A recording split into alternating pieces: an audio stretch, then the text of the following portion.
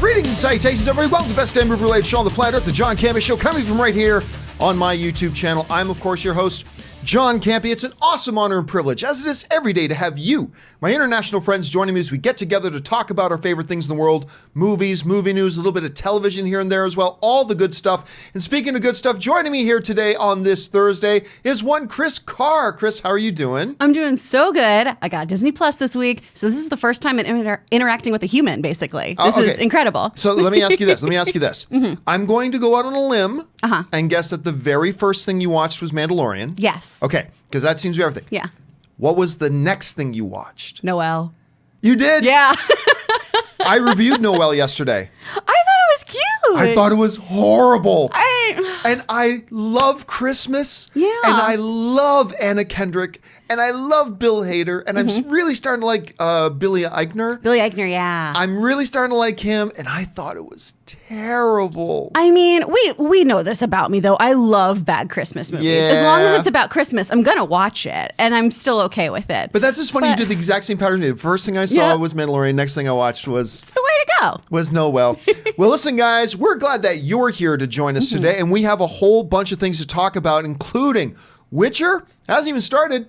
Already greenlit for season 2 that's going to come in 2021. We'll talk about that in a second. Andy Serkis now officially confirmed as Alfred in Batman. We'll discuss that in just a little bit. Disney Plus, speaking of which, launches to over 10 million subscribers by day one. We're going to talk about that. And also we're going to go into a little bit about how Alan Horn, the high guru of all things Disney movies, is saying they might be doing a Mandalorian movie at this point. We'll talk about all that and more. But the first thing we're going to do is we're going to talk about a couple things off the top. And the first thing we're going to talk about off the top is this. Now, we've known for some time that they were looking at doing a Beverly Hills Cop 4. Now, they've been talking about doing a Beverly Hills Cop 4 for years and years and years and years.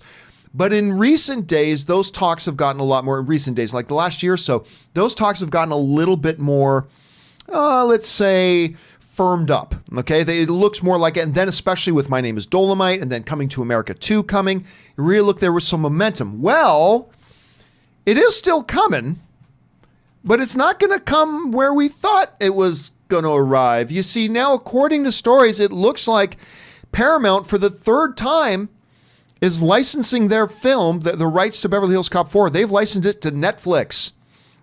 And now Netflix, with Eddie Murphy attached and producer Jerry Bruckheimer, they are going to be producing a Beverly Hills Cop 4 directly for Netflix. Now, we've seen 2 Paramount partnerships with Netflix in the past.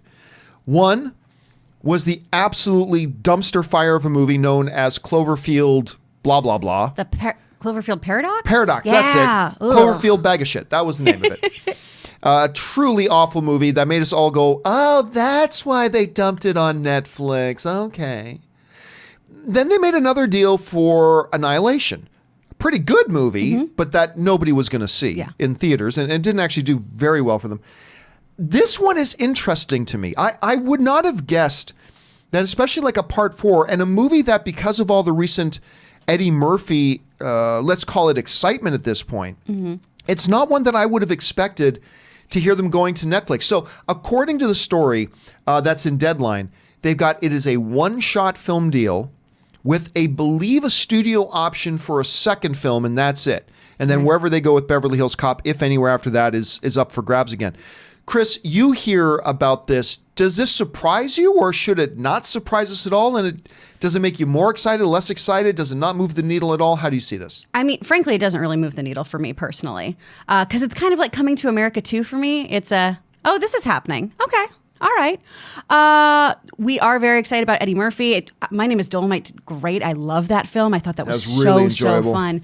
But I am wondering, though, because it's Paramount, and this is coming after Terminator Dark Fate. This is coming after Men in Black International. You know, we have these other long-awaited sequels that really flopped at the box office. So it makes me wonder if Jerry Bruckheimer is kind of hedging his bets here and just trying to do a release that might not have as much damage or as much box office loss for him. So you think Paramount here just might be hedging their bets and saying, listen, we have been, and listen, we've talked a lot on this show about the troubles Paramount has been having. They need Mission Impossible 8, 9, 10, 11, and 12 Yeah. to come as fast as possible. They need another Bumblebee to come as fast as possible. And that could be it right there, because you're right. They've been putting out disappointment after disappointment, and a couple of them have been pretty good. Yeah. I actually thought Terminator Dark Fate was all right. I thought it was pretty good. I think it's quite good. It's a bummer that people aren't seeing it. Y'all, if you haven't gone out to see Dark Fate, go do it. It's Yeah, great. I enjoyed it, but nobody has been going, and this might be their thoughts like, yeah, we should do a Beverly Hills Cop 4. But should we? Yeah. Let's kind of do it. And they dish. So I don't know, guys. Question is, what do you think about this whole thing? Are you just excited regardless that we're going to get a Beverly Hills Cop 4? Does it make you wonder about what's going on over at Paramount and how stable is the situation there? Do you think, no, man, listen, a movie like Beverly Hills Cop 4 is perfect for Netflix, or quite the opposite? Jump down into the comment section below and let me know your thoughts. All right. One more thing to get to off the top here before we get into our main topics, and that is this. Spike Lee is on a bit of a hot roll, of course. He won an Academy Award, I believe, for writing for Black Klansman. Yes. Black Klansman, by the way, I thought was the second best movie of the year last year. So good. It's fantastic. And Spike Lee got his, I believe it was his first nomination ever for Best Director for Black Klansman. So what's his next film going to be? Well, obviously, it's going to be a hip-hop version of Romeo and Juliet. Well, it could be more natural. What? Apparently, it's now being reported that Spike Lee has solidified what his next film is going to be. Now, it's going to be called Prince of Cats. And it's based on a graphic novel of the same story. And according to the reports that were reading, it says it would be set in the 1980s hip-hop scene and tell the classic star-crossed love story from the perspective of Juliet's angry cousin, Tybate, whose underground sword fights with rival Montague clan in the People's Republic of Brooklyn blossoms into a vibrant world fueled by music and dance. Now, actor Lakeith Steinfeld, who I really like, and by the way, he's going to be in Knives Out here that we're all going to see in just a couple weeks. He was at one time attached to the project. He is no longer attached. Maybe he gets attached again with Spike Lee being there. I don't know. Now, look, I'm going to admit something. On the surface, this looks stupid. I mean, it looks and sounds stupid. And that was my first reaction was, really, Spike? Really? This is what you're going to do? But then a thought occurred to me. And that thought was one word. Hamilton. Because I've gone to see Hamilton. Hamilton's awesome. So good. Now, if you had told me, want to go see a hip-hop version of the Founding Fathers? Right? What? I saw Hamilton, and it's incredible. And if Spike Lee, now look, I don't know what's in Spike Lee's head right now, Chris, but if what Spike Lee has in his mind is taking a classic tale and kind of applying a Hamilton treatment to it, well, listen, it doesn't mean it's going to work, but we've seen it can. Yeah. And in the hands of a director like Spike Lee, who, look, I've never been the biggest Spike Lee fan, but oh my God, I love what he did with Black Klansman. If he can capture some of that and bring some of that essence into a Romeo and Juliet story, you know what? It actually could be interesting. You hear about this story. What are your first thoughts? I mean, my first thought initially was, why? I hate Romeo and Juliet. I hate that play. I think it's one of Shakespeare's worst works. It's just about horny 14-year-olds. But Spike Lee, that makes me excited. And then I went and looked up what this Prince of Cats comic is like, and the art looks incredible. So the first thing I'm going to do, honestly, is just go run over to House of Secrets and see if I can order this. Right. And check that out and see what I'm getting into. But I think you nailed it there with the Hamilton idea of we've seen something like this work, and in Spike Lee's hands, I think he could really, really do something here. And I love that you brought up Hamilton too, because all I could think of was Aaron telling us that story about Tom going, it's some musical. I don't know. Oh, about, yeah, that's right.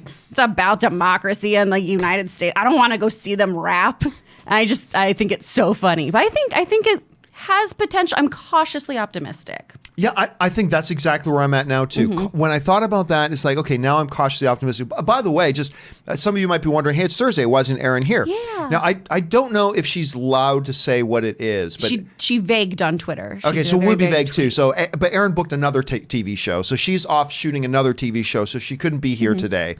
So she sends her apologies. But she'll be back. Don't worry, she'll be back. And wherever she is, she's pantsless. Yeah, probably. I mean, that's just how she likes to travel. Yeah. Question here is, guys, What do you think about this idea of a Spike Lee directing a hip-hop version of Romeo and Juliet set in the semitones of a 1980s Brooklyn?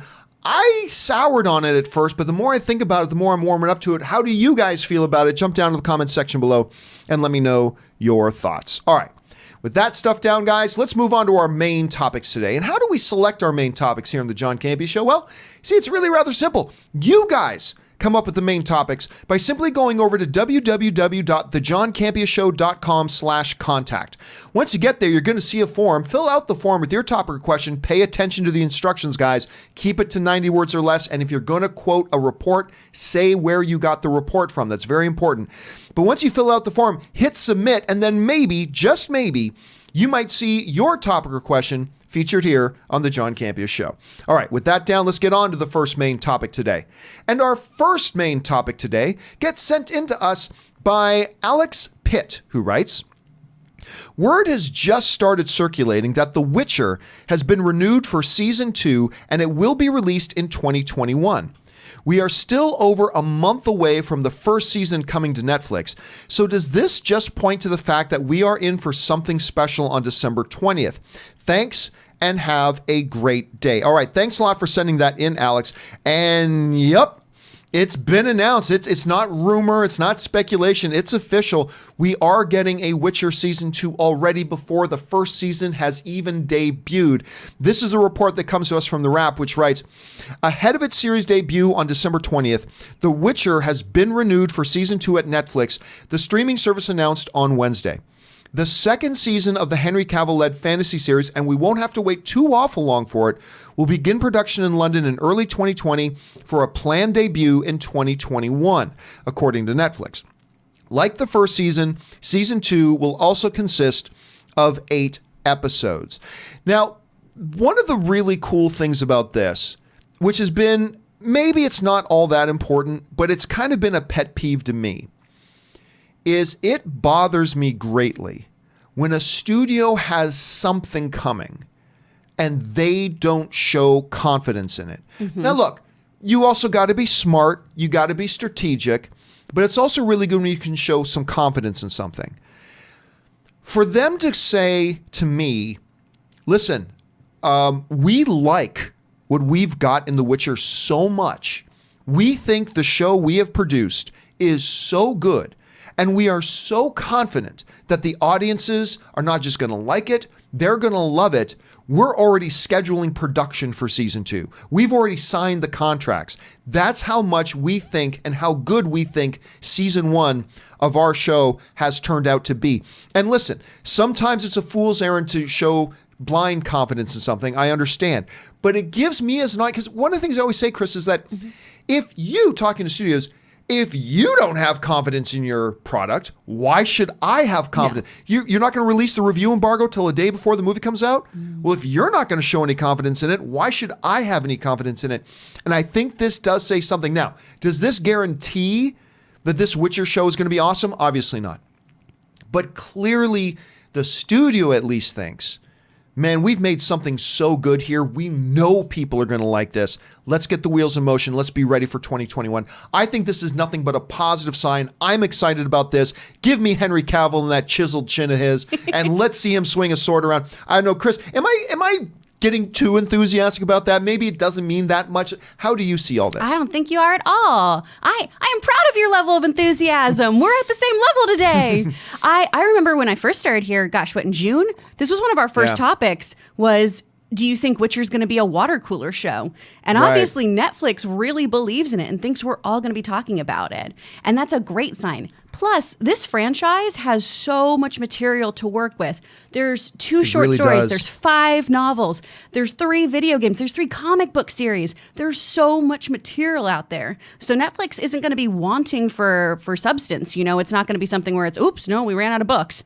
We have a lot to work with here, and they finally made Henry all dirty in all these promos, and I am here for it. Yeah, you don't want to make him too clean. He was too pretty. And on top of all the source material, there's original content they can write on top of all that. They got a lot to work with, and it just, I'm not going to lie. This, more than any trailer, has heightened my excitement for this show, because if they believe it in that much, maybe there's something to it. Question here is, guys, what do you think about them already announcing a season 2 and that they're going into production in early 2020 for The Witcher? Do you think they're getting ahead of themselves? We've seen that happen before. Do you think, no, this is just great news? What do you guys think? Jump into the comments section below and let me know your thoughts. All right, with that down, let's move on to our second main topic today. And our second main topic today gets submitted to us by Brian Rogers, who writes, "Hey, John. I see Mark Wahlberg has been cast as Sully in the upcoming Uncharted film. Correct me if I'm wrong, but I think he was eyed to play Drake back in the heyday. What are your thoughts on this? Love your show all day, every day, all the best." Well, thank you so much for that, Brian. And yes, listen, there's a lot of video games that many people have wanted to see turned into movies, but one of the biggest of them has been the Uncharted series, because a lot of people think their favorite video games are really cinematic. Yeah. Most of the time, they're not. There are a few that very much are. And then you're mad once it happens. Why doesn't it look like my video game? Exactly. It doesn't work. But like video games like Last of Us, that looks very cinematic. Uncharted is also a video game series that's very much told in a Hollywood style. Now, we've known for a while that Spider-Man actor Tom Holland has been brought on board to play the lead character. He's going to be playing Nathan, which some people raise their eyebrows about, but clearly they're going to go with an origin story, a younger version. Plus, now you've got an actor who can play this role for the next 15 years. Yeah.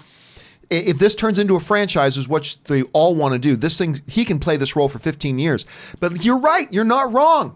Not that long ago, in the earlier days when they were trying to get an Uncharted movie going, Mark Wahlberg was attached to play Nathan. But apparently he loves this material so much he wanted to stay attached. This is a story that comes to us from Variety. Wahlberg will portray Victor Sully Sullivan. So he's going to be, well, I mean, so he gets to be a little bit, Sully gets to be a little bit younger too, since Nathan's going to be younger. An American treasure. You can barely see behind the words to see how Ray has made Wahlberg look gray. Yeah. He looks like an old man back there. Anyway, Wahlberg will portray Victor Sully Sullivan, an American treasure hunter, fortune seeker, and businessman, as well as a friend, mentor, and father figure to Drake. Holland is set to play Drake. Ironically, Wahlberg was originally on board to play Drake years ago when David O. Russell, that would have been pretty cool too when David O. Russell was going to direct, was first directing an adaptation. With Sony transforming the project into an origin story, Wahlberg wanted to return to the movie in some capacity. And listen, at first, I will say that hearing he was going to play Sully was a little bit odd. Because I don't know if you saw it, Chris, but a short time ago, there was Nathan Fillion did a YouTube, his kind of rendition of Uncharted. I sure did. And Stephen Lang was playing Sully in it, which was perfect. I love Stephen Lang. Yeah. Which was perfect. So that's kind of what I had in my head for Sully, right? But once I realized, well, Tom Holland is playing a much younger version. It makes sense that you get a semi-younger version of Sully as well. I'm not going to lie to you. Now, you know me, there are 3 rules and complete certainties in life. Death, taxes, video game movies suck. These are the 3 certainties in life. I got to admit, my intrigue with this Uncharted franchise is getting bigger and getting a little bit more excited because, listen, Mark Wahlberg is a dude. Up until recently, he did a terrible little action film like Mile 20 or Road Mark 20 or whatever it was called. I can't even remember. But before that, he had a string of fabulous movies in a row. The one about the oil platform burning, which Deepwater 6, I can't remember the name of it, but about the burning oil. There was a thing about the Boston Marathon bombing. Yes, that was fantastic. There was good. the other military one that he had like 3 films in a row that were awesome. And I'll tell you what, he has grown on me as a movie star a lot over the years. I think it started when I saw him in his role in The Departed because he's fantastic in that. For him to want to stay attached to this, and with a Tom Holland on board, and now the studio really getting behind it, I got to tell you, I think this is great casting, and for me personally, this is kind of upping my excitement and anticipation for it. And by the way, it makes it a little bit more real, because a lot of big video games, there have been talk about the movie adaptations coming and then nothing happens. Yeah. It's nice seeing this one actually continue having some momentum and adding new pieces of the puzzle. Makes me feel like this one's actually going to happen. Anyway, Chris, you hear about Mark Wahlberg joining on this thing.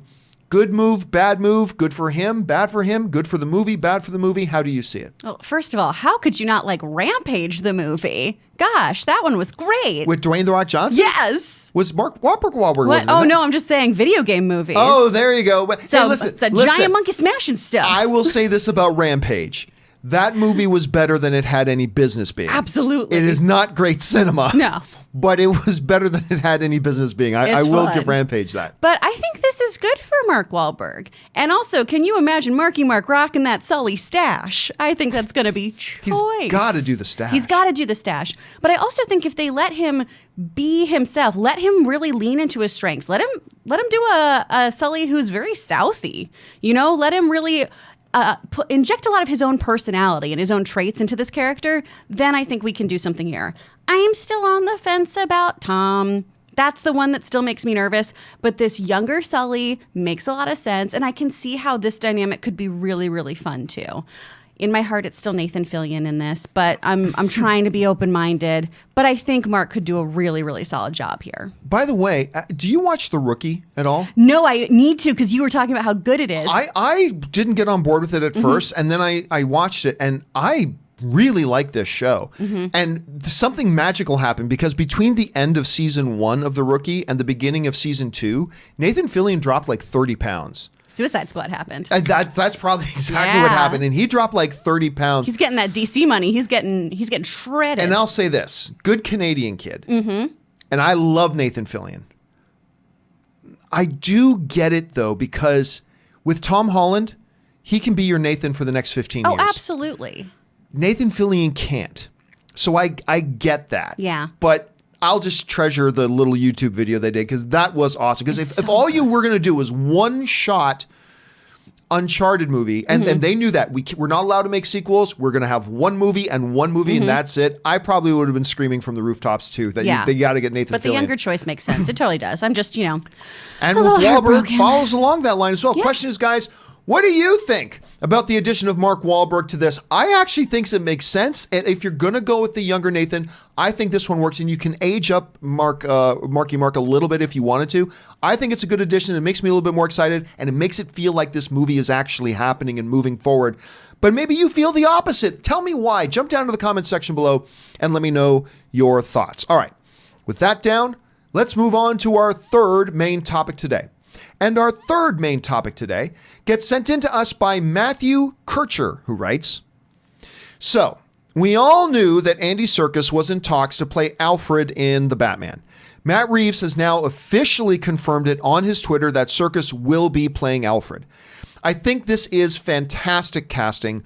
What are your thoughts, and do you think Matt will confirm any other casting choices? All right, thanks a lot for sending that in, man. And yes, for those of you who might have missed it yesterday, now look, we've all now just been assuming that it's a lock, as they said a couple weeks ago. Andy Serkis now in talks to play Alfred.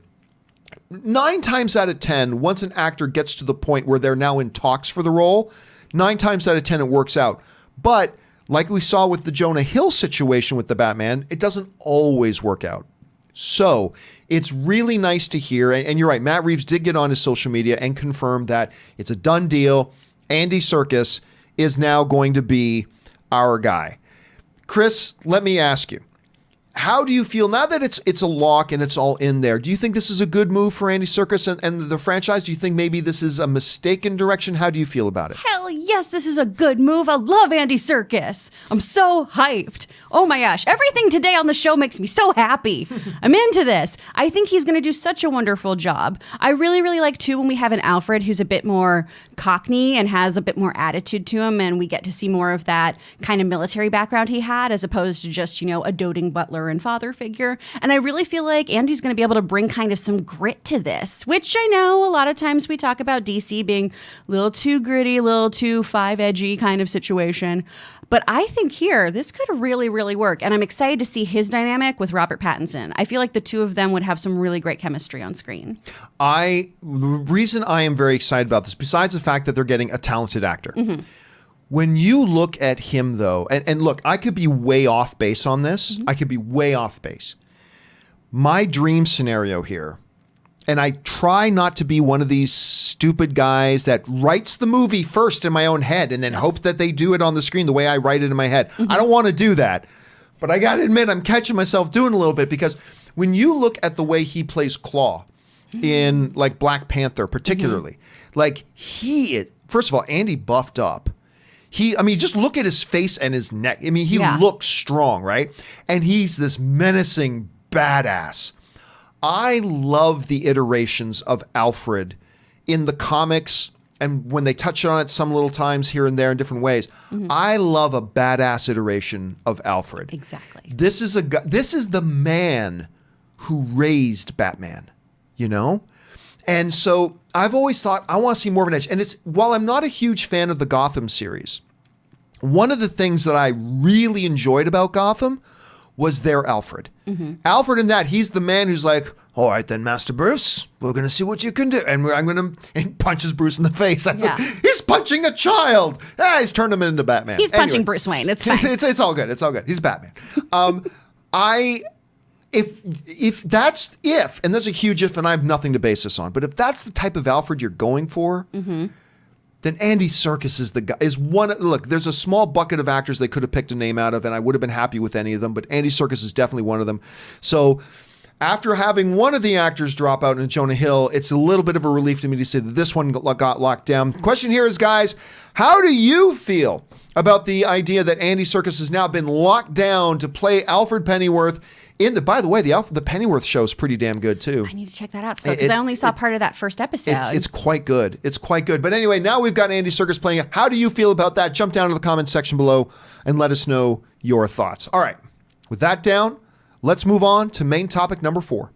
And our fourth main topic today gets submitted to us, by Randy M, who writes, it looks like Disney Plus exceeded their first day sign-up projections.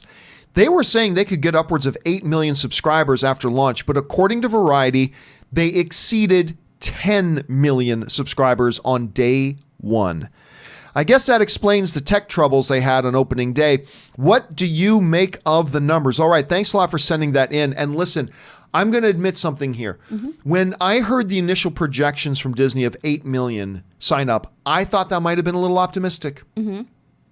I thought that, because look, these types of services take a little time to get traction. Now, I've always known, we've all known that Disney Plus is going to be a huge success. We all knew that.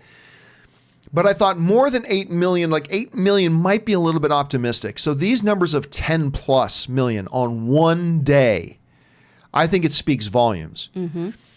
One of the things I think it speaks volumes towards, though, is the amount of Star Wars excitement there still is out there. Because let's face it, most people signed up to make sure they could watch The Mandalorian on day 1. And not to mention this huge catalog, like Noel, this huge catalog of stuff that they've got on the service there as well. Now, to put this into a little bit of perspective, okay? Now, remember, Disney has now been in business for 1 day.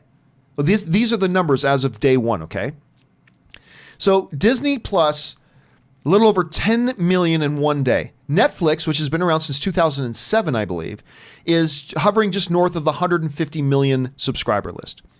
Hulu is hovering around I want to say 34 million or something like that. HBO is hanging in there as well. HBO right now has 8 million. Now, 8 million subscribers for HBO, but that's streaming only. It doesn't count the amount of cable subscribers that they have and stuff like that. But just for their streaming only service, they have about 8 million. Hulu is at 28.5. CBS All Access, which has been around for a while now, at 8.5 million subscribers. 8.5 million, which is, they're happy with those numbers. But Disney Plus on day 1, 10 million subscribers. ESPN Plus, I am one of the subscribers to ESPN Plus because I like watching my UFC on it, but this got 3.5 million subscribers.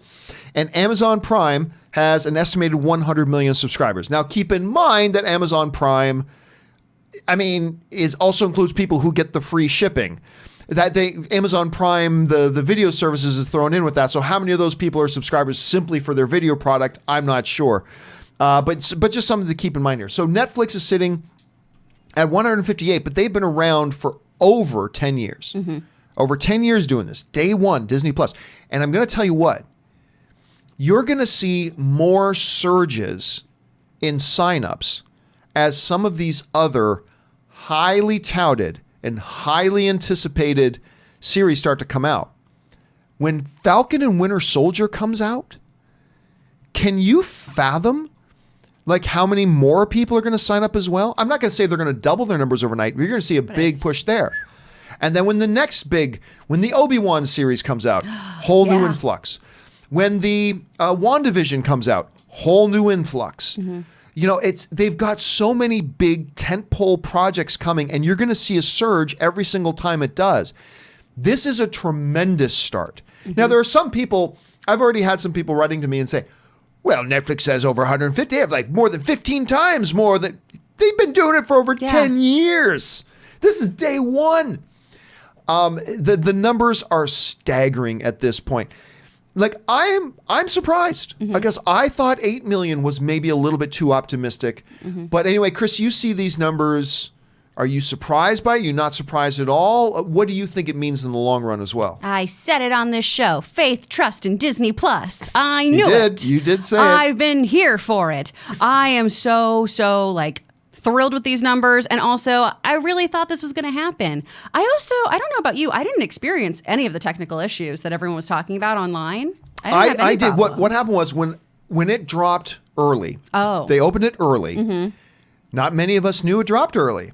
So I signed up, me and Ann watched Mandalorian. Great, no problems. Then the next morning I thought, let's explore Disney Plus a little bit.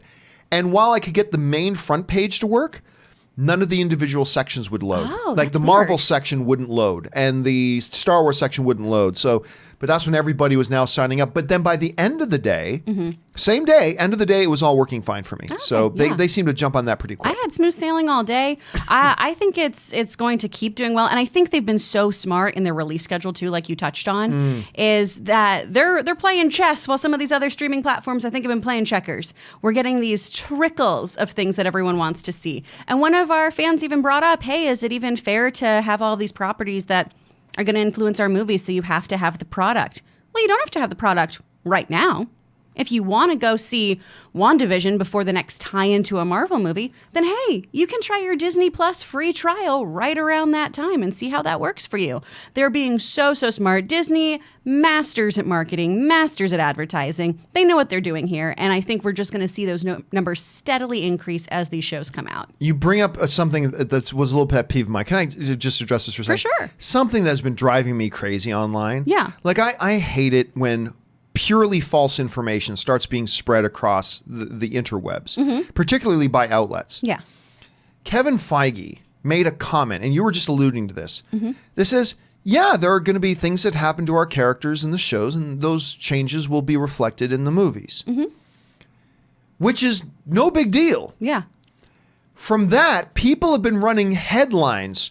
Kevin Feige says watching Disney Plus shows mandatory to understand that. Fuck off. No. He never said that. That's not what he said at all. And all these headlines being read, Kevin Feige says now it is mandatory. No, he didn't. What he basically said was he was confirming this is all now in the same universe. So if something happens to a character on a Disney Plus show, it will be reflected in what happens in the movies. Yeah. But that's no different than, we talked about this before. You know people, I know people, that I know a number of people who only saw like 5 or 6 MCU movies before watching Endgame and Infinity War. And they were able to follow it just fine. Did they know every single inside joke and every single nuance? No, and that's fine.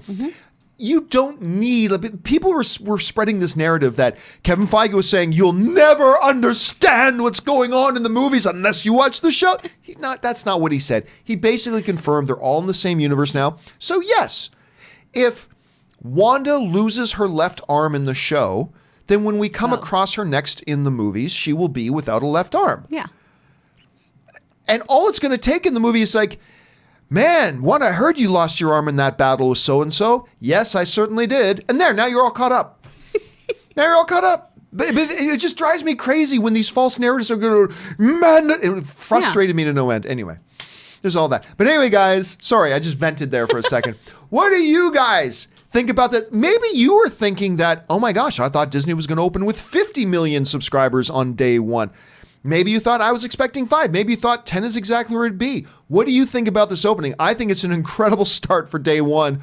What do you guys think? Jump on down to the comment section below and leave your thoughts there. All right. With that down, let's now move on to our 5th and final main topic today. And our 5th and final main topic today gets submitted to us by James, who writes, I just read that Alan Horn said that they might reverse engineer The Mandalorian into a feature film because it's already becoming a big deal. Do you think they could possibly take this show's concept and finally make the Boba Fett movie that everybody wants? Well, thanks a lot for sending that in, James. First of all, let me correct you. Not everybody wants a Boba Fett movie. Yeah. I do not want a Boba Fett movie at all. I don't want Boba Fett coming home from a hard day of bounty hunting, taking off his helmet, kicking up his feet, saying, "Hey, honey," as he reads the newspaper. I don't need a Boba Fett movie. I don't need it. Boba Fett is perfect the way he is. Leave him alone. But anyway, that's just my thought. There are people who would be excited for it, though. Don't get me wrong. There are people who would definitely be excited for it, but let's not say that all the fans want it, because I'm a fan and I don't want it. Anyway, that said. What he's referring to in the email is that, yes, Alan Horn, the Grand Supreme Poobah of all things Disney movies, who answers only to Bob Iger, who is the chairman, of course, of all of the Disney Corporation. But Kathleen Kennedy works for Alan Horn. Kevin Feige works for Alan Horn. He is the high lord of all things movies there. And he was recently speaking, and this is what he said about The Mandalorian. Now, this is the only thing he said. He said, The Mandalorian is already proving to be a big thing. So if that series proves to be so compelling that we reverse engineer it into a theatrical release, a 2-hour film or whatever, okay. So right there, we're hearing Alan Horn kind of opening the door for the possibility of a Mandalorian movie. Now, there's a couple of things here. Alan Horn didn't really elaborate on this. Yeah. What some people are interpreting his statement as saying, I'm going to take the Mandalorian show and I'm going to have it edited just into a 2-hour version and put it in theaters. I don't think that's what he means. I can totally see why people would interpret it that way, and it may very well be the right interpretation. I don't see that being the interpretation. Now, you can make an argument that there is some precedent for that because the god-awful Star Wars Clone Wars movie, animated movie, that is one of the most wretched piles of shit ever created. Is it on Disney Plus? I don't know if it is. I really want to watch it because you hate it so much. It's so bad. It's so bad. I didn't know about it. On every level, it's so terrible. Anyway, that was originally, the original concept for that was a 4-episode mini-series. Mm-hmm. And then they just decided, hey, let's just kind of put it all together and make it a movie and release it in theaters. So it's not like there's no precedent for that. Mm-hmm. The difference is it didn't air on television first, and then they just decided, let's take something everybody's already seen and make it a movie and expect them to go and pay for it in the theaters.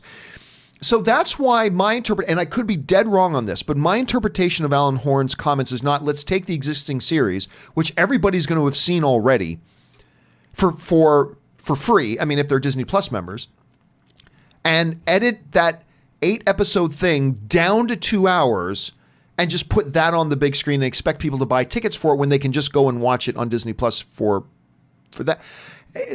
For that reason, I don't think so.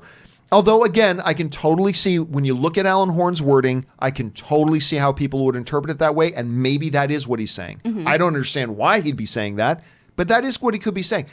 I think, though, I personally lean a little bit more towards the notion that he's talking about, yeah, maybe let's take this Mandalorian character. They're already started shooting season 2. Let's do a movie let's do a story with him, then put it on instead of a season 3, let's put it on the big screen. Or a story that takes place in between season 2 and season 3 and put it up on the big screen. I think that's what he's saying. If he is, it would be an intriguing experiment. Because other than X-Files, yeah, which I think had a TV show, and while the TV show was still on TV, they did a movie and then continue. I don't really remember this being done very often. Mm-mm. So it would be a very, very interesting experiment if that were the case. But it's always good. Again, we talked a little bit earlier in the show, Chris, about I love it when studios show confidence in their own stuff. This is clearly a huge nod of confidence from Alan Horn about Mandalorian. Listen, sign me up. I'd be all for a Mandalorian feature film. If it's not just taking season 1, editing it down to an oddly awkward 2 hours and then putting it on screen. So, first of all, Aaron, I almost called you Aaron. First of all, Chris. Because the blonde now. That's normally where she sits. How do you interpret Alan Horn's words, and what would you want to see come out of this? How do you see all that? I feel like this is a comment that's just steeped in BDE. You know, he's just got some big D energy about the Mandalorian right now. And I don't think that means he's going to, like you were saying, just smush some episodes together and hope for the best. This is Alan Horn. He knows what he's doing. I think it's, I know this is a reference that might not be, will be lost on you a little bit, but Cowboy Bebop had a movie. And we had a whole other story with Spike Spiegel that takes place within the kind of parameters of the series. And it works really, really well. And it's a similar kind of story, too, with kind of this like bounty hunter situation. So that's what I think, is that we get an additional story set in this universe, set with these characters. And also, I don't know if this means we're going to get a Boba Fett movie ever based on that comment, because it doesn't say we could reverse engineer this and make a Boba Fett movie. It says we could reverse engineer this and make a Mandalorian movie. Could mean, I mean, he could be talking about Boba Fett. It could mean that, but it also couldn't. So there's a lot of gray area in that comment in itself. I don't think there's really anything we can like concrete say about this right now. A few people in the live chat are bringing up, because I'm mentioning like movies that came out, a couple of other examples, Simpsons, South Park. Yeah. The difference, though, the massive difference, though, those weren't continuous story shows. These aren't like ongoing narratives, right? Exactly. Like Simpsons is a very episodic thing. South Park in the last couple of years has become tied together stories, but it was always for the first, most of its lifetime, it was just an episode by episode kind of show. So, I mean, so it is a little bit different. I mean, there's some talk about Walking Dead doing something like that, but I don't know if that's going to be theatrical or made for TV. So over that show. It would be an interesting experiment. Question is, guys, what do you think? There are two separate questions here. Number one, because I have a certain point of view on Alan Horn's words, but I could totally see a good argument for him meaning something else. How did you personally interpret Alan Horn's words and what he meant by that? But then also, what would you be interested? Would you be interested in them, say, taking the show and smushing it down into a 2-hour movie? Do you like the idea of maybe having a feature film that takes place between 2 different seasons? I don't know. How do you guys feel about that right now? Because right now, they're off to a damn good start with Mandalorian. Maybe they can roll this into something else. Jump down into the comments section below, guys, and let me know what you guys think. All right.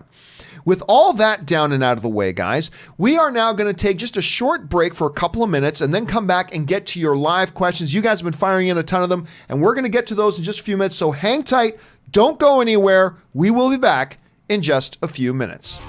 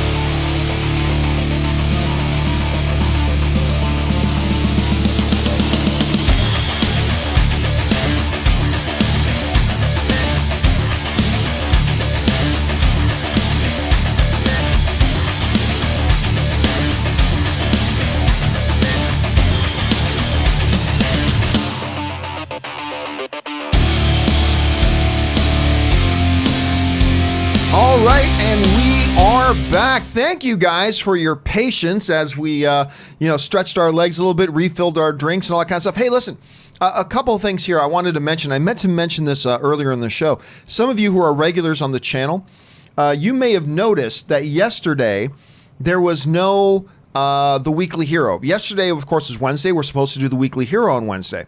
There was no Weekly Hero yesterday. What happened was something came up for me, something of an emergency. It was nothing tragic, but it was unrelentingly urgent, unfortunately. And it took me out of the house for the remainder of the day. So I had a few things planned for yesterday, not the least of which was The Weekly Hero. And that is why The Weekly Hero did not happen. So I do want to apologize for that and just let you guys know that that's what happened. Now listen, one other thing I should talk about here. This was just announced. This has just happened. But one more story we should talk about here before we do anything else. And that is this. One of the movies we have been waiting for forever, because, Dwayne Johnson announced that he was Black Adam, I believe in 1977. Yep. I believe it was 1977 when Dwayne Rock Johnson announced he's been Black Adam. At least it feels like it's been that long. We've been hearing more and more things about it lately.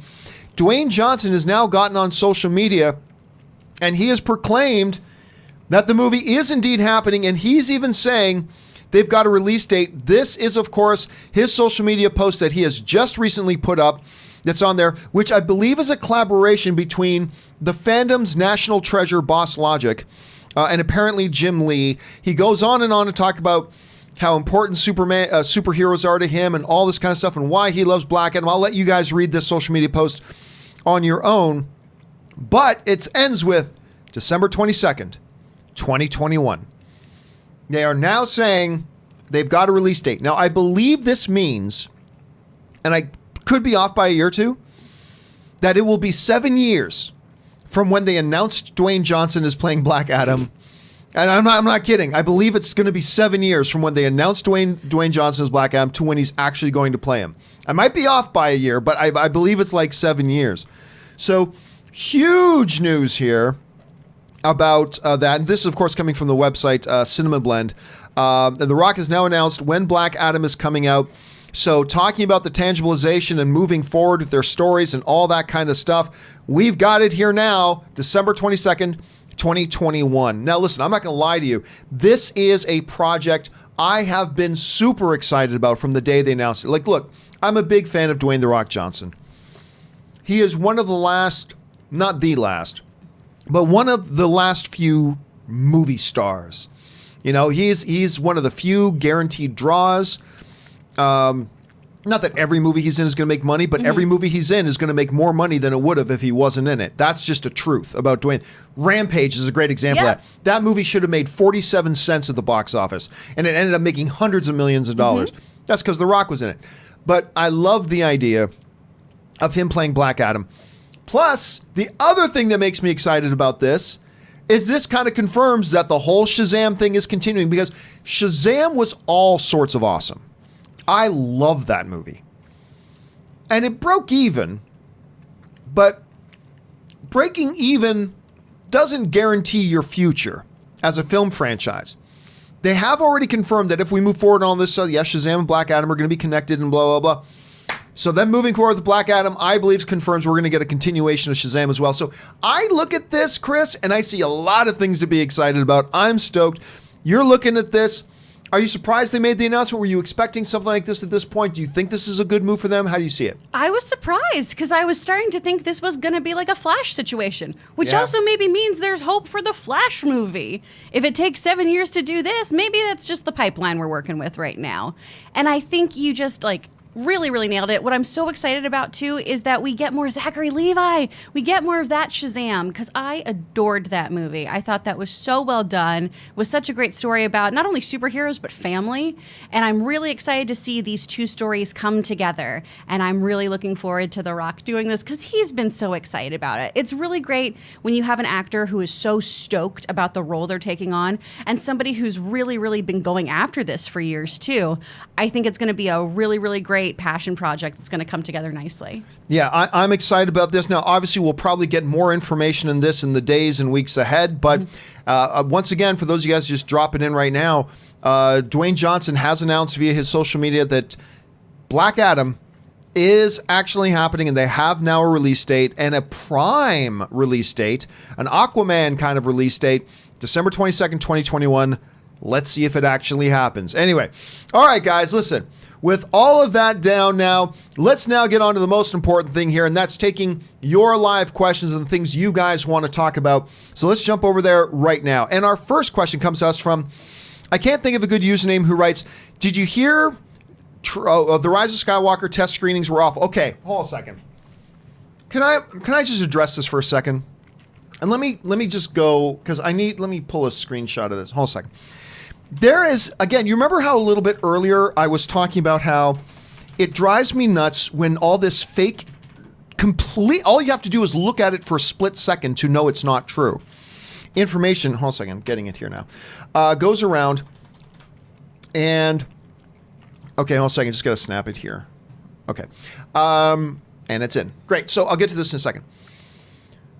Like the Kevin Feige thing, headlines, Kevin Feige says it's mandatory to watch Disney Plus in order to possibly understand what's going on. That never happened. All you have to do is just be a little bit critical, look at actually what was said, and you know that it's not true.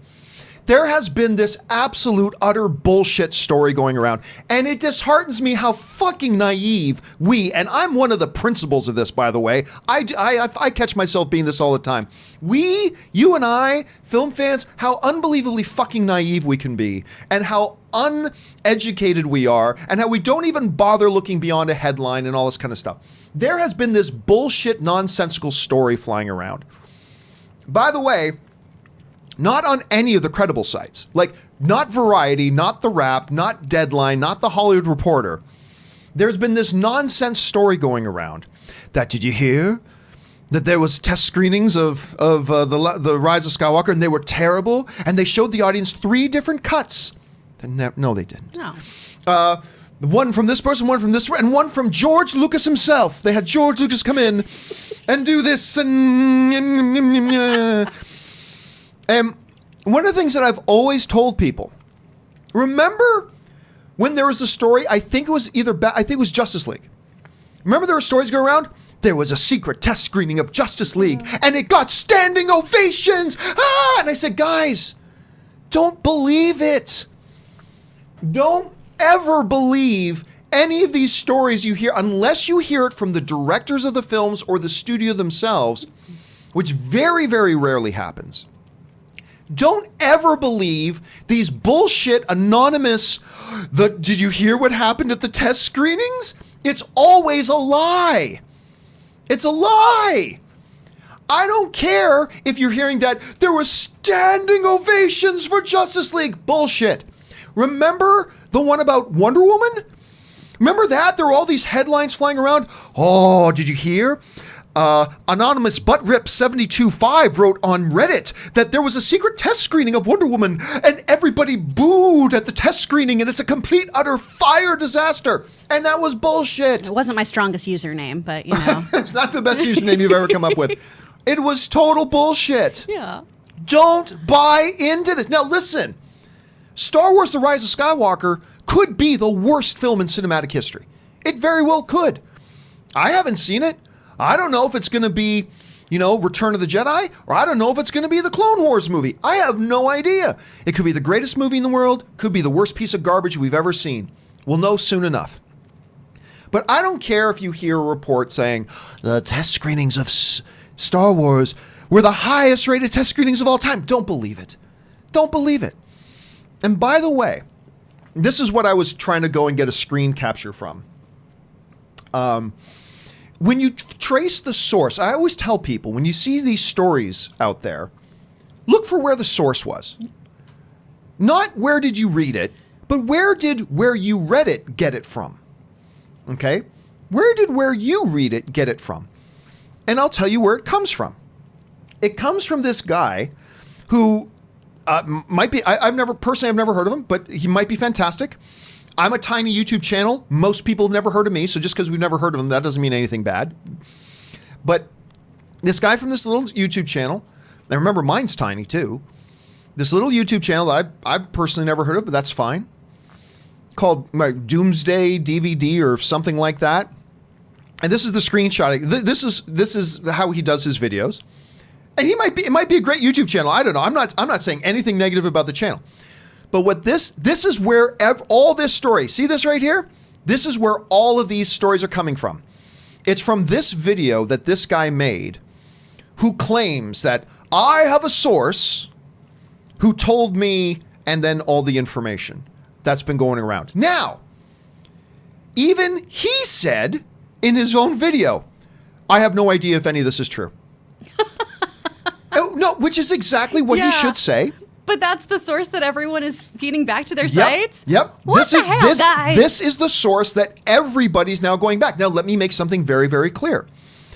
I don't know who this guy is, and I don't know this guy's YouTube channel. And I personally don't hold it against him or her. I don't hold it against this person for, hey, listen, if he gets on his own YouTube channel and somebody had told him something, I have no problem with him getting on his or her channel and just saying, hey, just, I was told this. I have no problem with that. That's why often when I will reveal some information on my show, I'll say, now listen, guys, I don't know this firsthand, but this is what I was told. Nobody run with this as a news story or anything because I can't validate the information. I can't tell you that this is true. So don't run this. Don't spread this around.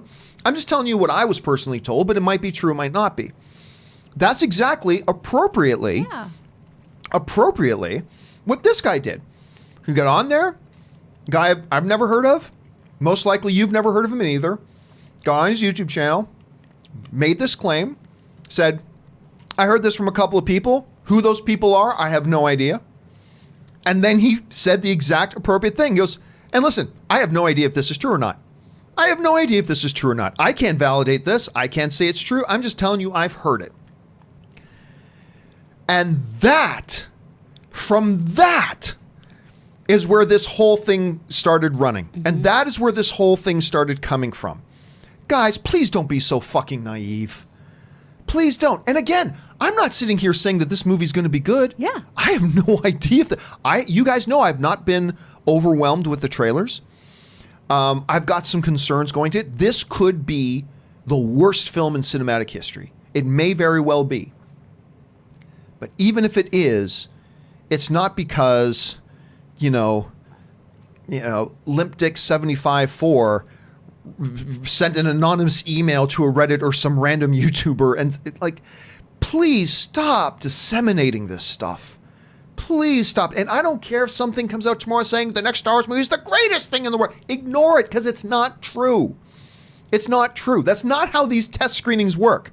Just so you know, for those of you, and 99.9999999% of you have never been a part of a test screening, but just so you know, the audiences do not confer with each other when you're at test screenings. When you're at actual studio test screenings, the audiences are not allowed to interact and have discussions about that. You won't know what guy in row J5 thinks about the movie when you leave. You see the movie, you fill out, they do some questioning, they write out some things, and the studio ain't leaking that information. The only time I really saw it legitimately leaked was when the Russo brothers talked about, the Russo brothers themselves came out saying, hey, we've test screened Endgame, and we're getting remarkable things. Okay, but that's the Russo brothers themselves talking about that. Guys, please don't be so fucking naive. And I do it too. I got to look in the mirror and tell myself that all the time. Because I mean, I've been caught. We all do it. Mm-hmm. But we got to try to catch ourselves in this because this is just nonsense. And it could be the worst film of all time. But it ain't because of that. So again, I place none of the blame on, again, I can't remember the dude's name. I place none of the blame on this guy. None of the blame. He was told something. He got on his own YouTube channel, shared what he was told, and gave the disclaimer, I have no idea if this is true or not. I don't know that this is true. I can't validate this. Yeah. He did it exactly the way he should do it as a YouTuber. He did it exactly right. It is everybody else then picking that up and saying, clearly there are people with agendas who want Star Wars to fail, and they're going to pick up on anything that anybody but Rip69 on Reddit anonymous user writes. Oh, look, let's run this as a headline. It's so fucking ridiculous. And let's be honest. We all buy into it sometimes. Absolutely. We're all idiots sometimes. Me most of all, but We all have computers in our pockets now. Just do your due diligence. Yeah, just look it up and see where it came Yeah. from. That's all you gotta do. Just look it up and see where it came from. I keep telling people, follow the source. Exactly. But John, I read it on 7 different websites. Yeah, go take a look. All 7 websites got it from the Right one back there. place. You know, Eddie Bighead 43 on as an anonymous user, Reddit user. They all got it from the. That's why I always tell people, follow the source. Where did it come from? Anyway, that's just my thing. And again, I can't emphasize this enough. This could be the worst film of all time. It might be. I've got some concerns. It's not like we haven't seen bad Star Wars movies before. It's true. It very well could be terrible. But don't believe anybody who tells you, I was at a test screening and everybody stood and cheered. Don't believe it. Just don't buy into it, and please don't propagate it. Please don't disseminate it. Anyway. There's that. Okay, listen, took way too much time on that one thing, but now we just got to fly through everything else. All right, Noah DeGarmo writes, will Chris McKay Nightwing happen after the Batman? I'm just going to say I doubt it. Listen, I know Chris McKay was planning on doing Nightwing a long time ago, and then the whole Matt Reeves thing debunked his entire movie. So I mean, I don't know. I don't know if he's going to still stick around and do it. Maybe he will. Maybe he won't. We'll have to wait and see. The Wrestling Hound writes, did you hear Scoob starting a cinematic universe? Well, here's the thing. Aragon was the start of a trilogy. Oh, but that didn't happen because they did the first movie and everybody hated it and they pulled the plug. As Mike Tyson always used to say, everybody's got a plan until you get punched in the mouth. So yes, if Scooby-Doo comes out and makes $400 million, guess what? They're going to start a cinematic universe for it. If Scooby-Doo comes out and nobody likes it and it makes $80 million, they ain't going to do another thing. So just keep that in mind too. Arturo writes, Rob, who is not here, you ruined my childhood with ACB 2. When will ACB 3? I have no idea what any of that means. All right, Ant Banks, 1984, sends in a really large super chat. Thank you, Ant Banks, who writes, as a black man, I can acknowledge that the singing crows in Dumbo did portray stereotypes about black people, but I will admit I do smile when I see it because, in my opinion, they come off as cool birds, not dumb or lazy. Now, listen, that's true. However, keep in mind, we too often use the excuse, well, I know a black guy who wasn't offended by this incredibly racist thing that happened, therefore it must be fine. Like, for example, you know, years ago, when I was like in grade school and then high school, there was a lot of complaining, or even when Sopranos came out, there were a lot of people in the Italian community that felt like movies like that and then The Sopranos just heightened and reflected negative stereotypes of Italians and Italian culture. Now, I myself, as an Italian, I think this is great. Yeah. But I had people in my own family that really had a problem with it. And I'm not saying they were right to have a problem with it, but just because my buddies happened to know one Italian guy who was like, well, John's Italian, and he thought it was great. So therefore, any other Italian who's complaining is just whining. No, we're all individuals. We all feel differently. Have you ever had like experiences like that where it's like, I don't know whether it's I mean, growing up in Texas, there's always somebody goes, well, I know a black fella that who almost does says this. everything. And Just that introduction to the introduction to that sentence almost says it all. Well, We're growing just- up in Texas, It's just, and then I also am Italian, and so I'd have people constantly make mob jokes about my family, which I thought was funny. But my friend Patrick gets really offended if you say anything about Italians and mobsters or throw around the G word or anything like that.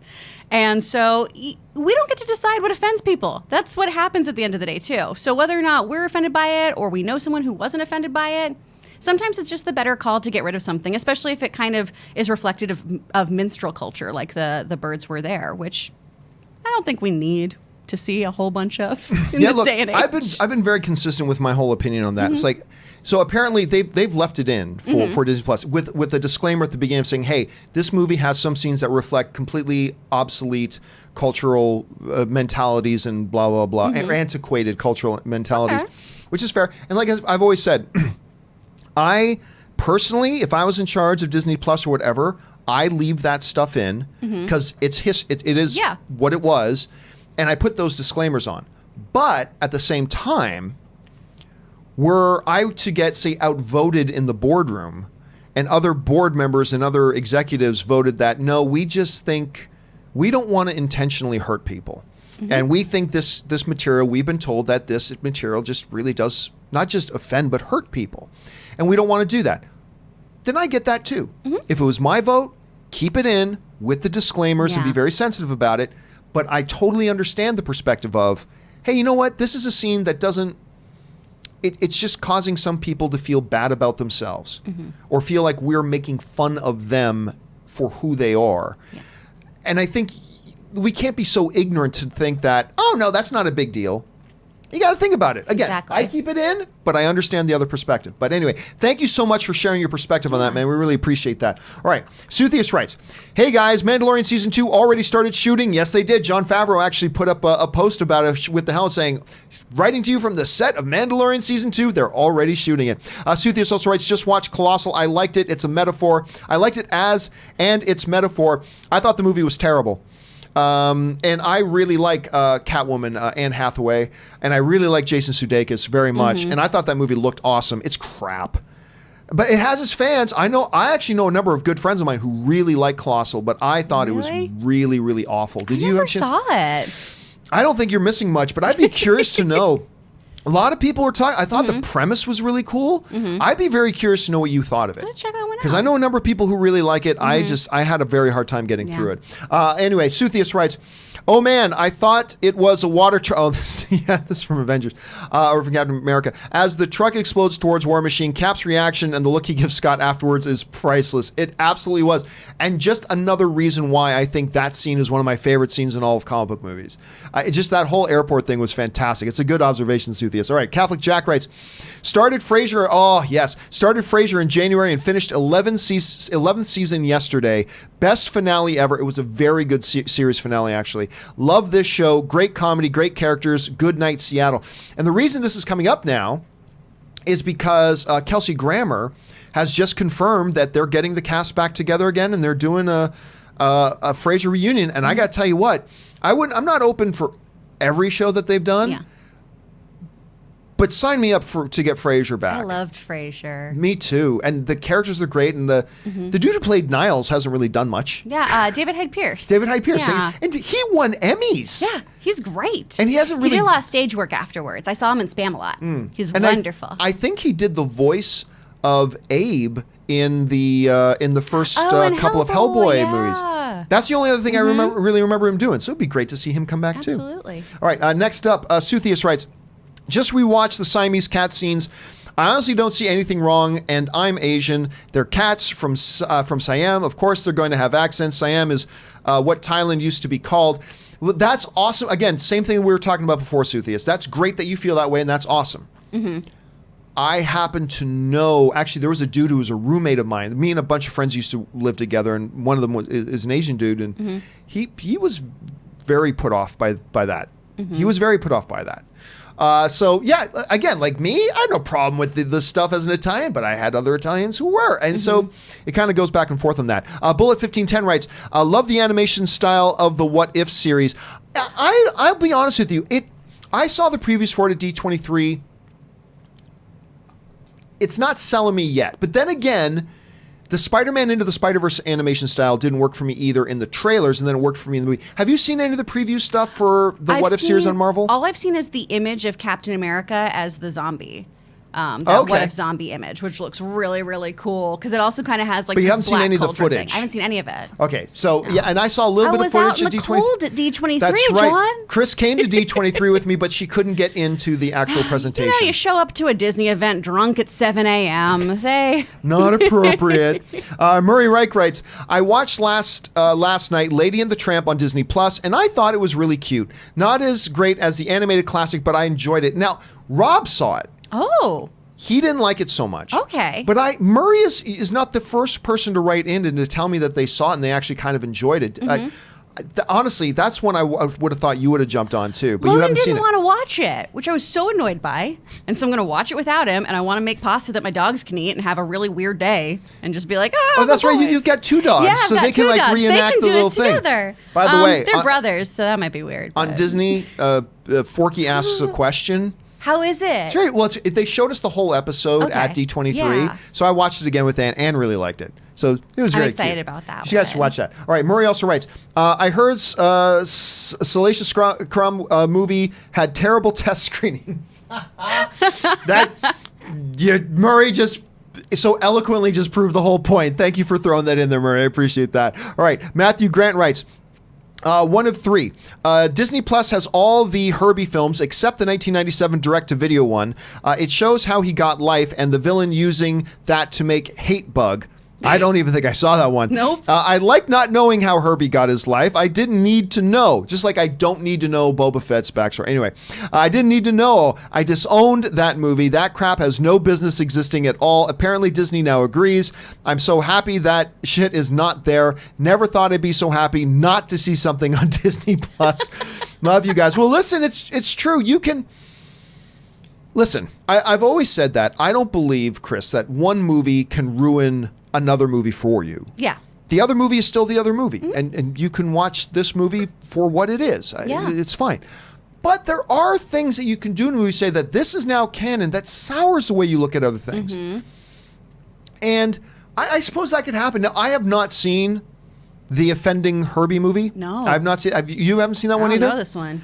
But it sounds like it's just as well that it's not there because it sounds like a load of crap. So thank you for the warning on that, Matthew. We appreciate that. All right. Eduardo O'Neill writes, Witcher renewed already. Now that's confidence, and I love seeing that, Eduardo. I love seeing that confidence from them. Now here's hoping I actually do like the show. Edward O'Neill also writes, one of two. Percy Jackson, Cirque du Freak, Mortal Instruments, my favorite, Aragon are all great books that failed in film. With Witcher and Game of Thrones, I'm dying to see more book adaptations on the small screen. Lord of the Rings proved movies can be great, but I feel like it's easier to adapt in TV, more time to flesh it out. Well, I mean, yes and no, because you got to be careful. This is why I've always said, Chris, that I think making movies is like 5 times harder than doing TV. Not that TV isn't borderline impossible, but it's because you have to tell a compelling story where you introduce us to the characters, introduce us to the narrative, flesh it all out, and bring it to a satisfying conclusion in 2 hours. Yep. Go. Meanwhile, people are making television, which is also very, very, very difficult. But, you know, how many times have we watched TV shows where it's like the first 3 episodes are, you have to get past the first 3 episodes. Then when Yeah. you get to episode 4, Then it's you so don't good. have that luxury in a movie. No. You don't have that luxury. You have to get people right away, and you have to go. And that's why I like movies more. Like, don't Yeah. get me wrong. I love good television. Everybody knows this. But I actually prefer movies because I believe it's a higher form of storytelling. It's just being able to do all that as opposed being able to accomplish something in 2 hours that's going to take somebody else 10 hours to do, I think is really super great. Now, there are some things that are just lend themselves better to television. Yeah. They absolutely do. But yeah, so I don't know. It all depends. It all depends on how It's this. tricky. And you've made a movie. Guys, if any of you have made a project or written something, editing down is so hard because it's so my easy God, to get yes. away from things and just let your stuff snowball. And then you've got a 4-hour movie, which, you know, Aaron Cummings can't sit through that, y'all. We got to tighten that up. Aaron definitely cannot sit through that. All right, Luke1234 writes, was surprised to see the Silver Surfer animated series on Disney Plus. I didn't even see that it was there. Not surprised, but disappointed no Alien or Predator movies since Disney owns them. Yes, but we don't know what you got to remember about this, all the movies. We've talked about this yesterday. Like people saying, why isn't Spider-Man, the Spider-Man MCU movies on there? Because the rights, the exhibiting rights, the distribution and streaming and exhibiting rights, they may belong to somebody else right now.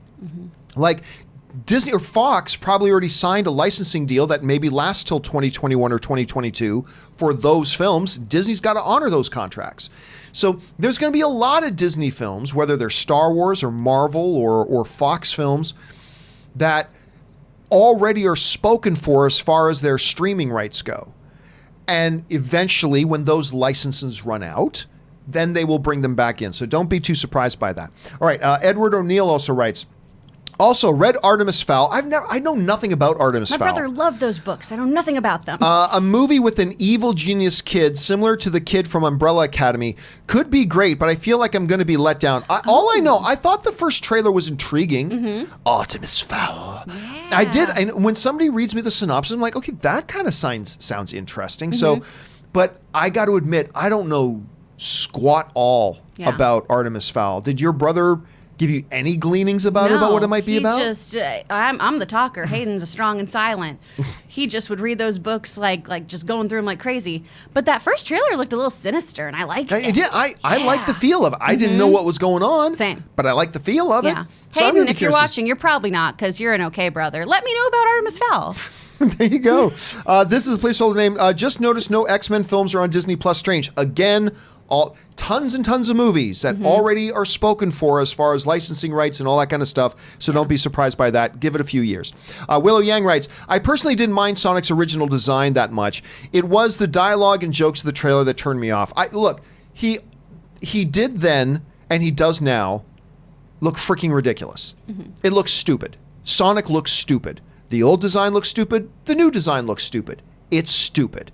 Just like Garfield, who was a perfect rendition of what he looks like on the comic page, brought into a live action movie, he looks stupid.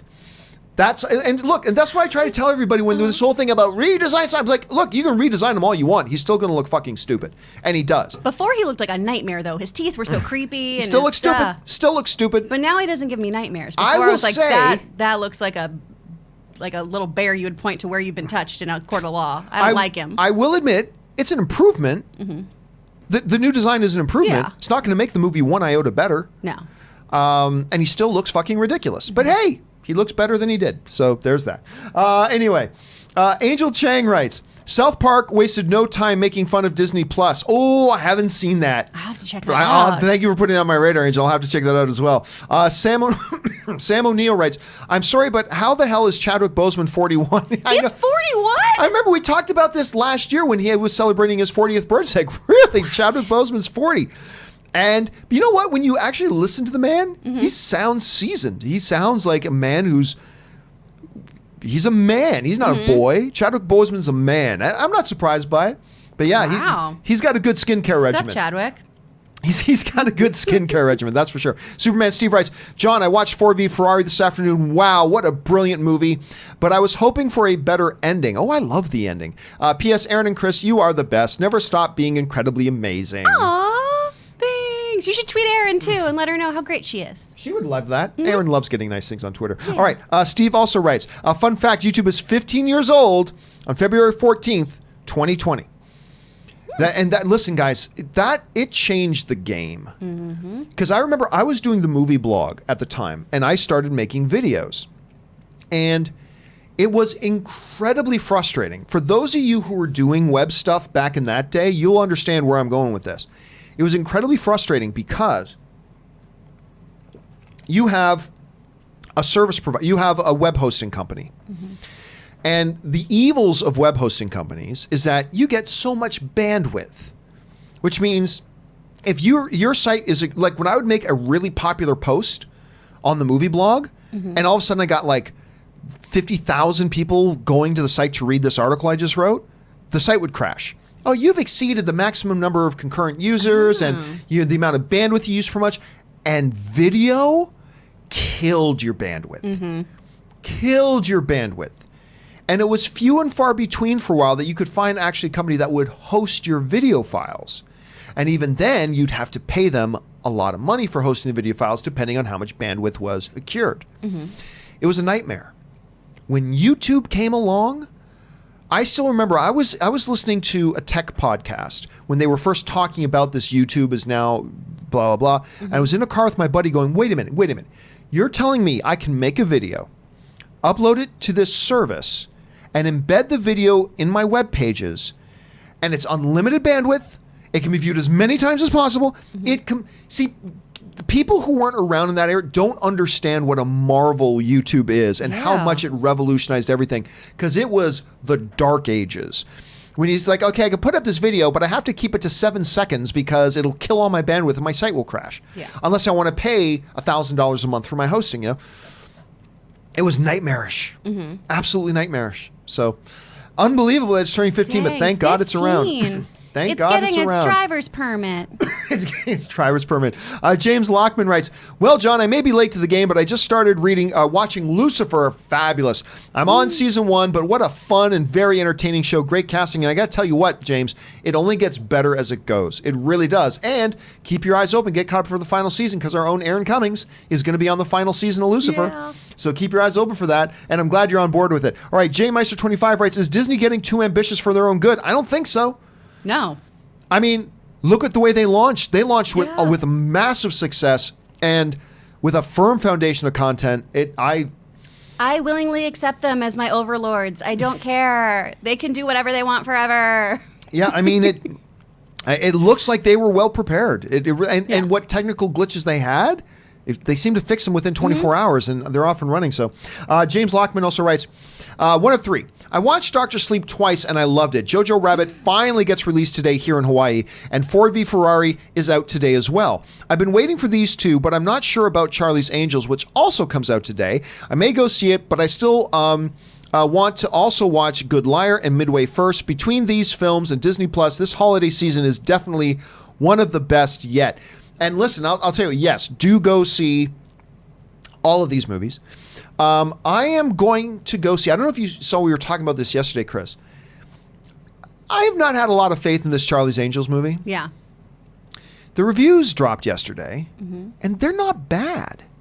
Like the last I checked, it was 67%. Let me see where maybe it's gone up, maybe it's gone down. Hold on a second. Let me go. Jassy Jones, after you go for your birthday, let us know if you like it. Yes. Let us know in the comments. Rotten Tomatoes. Okay, let's see what Charlie's Angels is on Rotten Tomatoes here. I bet it's dropped below 60%. Nope. As of right now, as of this moment, it's still sitting on 67%, and which is way better than I figured this was going to get reamed. I mean, I'm going to see it, but... You know what? I was so surprised by the half-decent reviews that Anna and I decided we're going to go see it tonight. Nice. Yeah, so we booked our tickets with A-List. We're going to go see it tonight and watch on the channel later, guys, for my my immediate reaction after I come out of the movie theater, and we'll see whether it was worth it or not. All right. Mike Schwenk writes, hey, just want to promote Doctor Strange and Terminator. Really worth seeing. Please go and see them. Well, you don't have to go and see Doctor Strange. You just get it at home.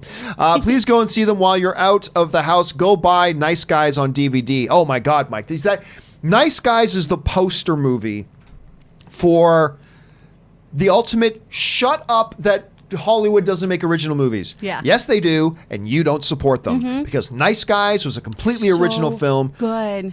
So good. I love Shane Black stuff. I think it's so well done. Not as new as Predator so much. Okay, well, there's that. But like Kiss Kiss Bang Bang. I always want to... Oh, that is my favorite Christmas tradition, is watching that movie. Kiss Kiss Bang Bang. Yes. I always got to be careful when I say that, because one day on this show, I accidentally said, I don't know why, I accidentally once said when talking about Kiss Kiss Bang Bang, I accidentally said Kiss Kiss Gang Bang. And it's a very different film. The viewers have not let that go. They will never let it go. I still get tweets, hashtag Kiss Kiss Gang Bang. Aww. So today I have to be very careful when I say Kiss Kiss Bang Bang. I still have people message me Soup Goop. Of course you do. Yeah.